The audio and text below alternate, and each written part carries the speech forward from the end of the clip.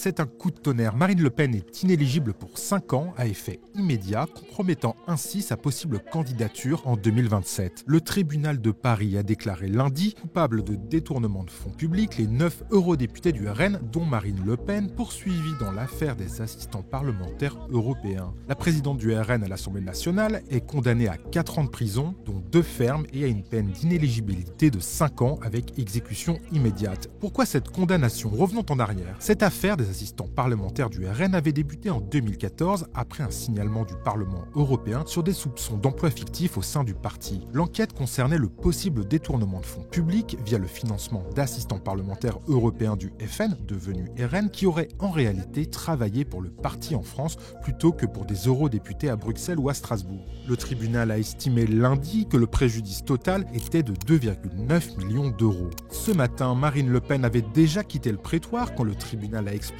la peine en mettant en avant son rôle central dans le système mis en place pour détourner de l'argent du Parlement européen et invoqué, outre le risque de récidive, le trouble majeur à l'ordre public, en l'espèce le fait que soit candidate à l'élection présidentielle une personne déjà condamnée en première instance, a déclaré ce lundi la présidente du tribunal de Paris, Bénédicte de Pertuis. Le prononcé d'une peine d'inéligibilité apparaît nécessaire à justifier la présidente, soulignant la gravité des faits. Elle a mis en avant leur nature systémique, leur durée, les montants des fonds détournés, mais aussi la qualité d'élus, des personnes condamnées et de l'atteinte portée à la confiance publique et aux règles du jeu démocratique. Si la condamnation de Marine Le Pen n'est pas une surprise, c'est l'application de l'inéligibilité à effet immédiat qui fait aujourd'hui débat puisqu'elle pourrait l'empêcher de se présenter à l'élection présidentielle.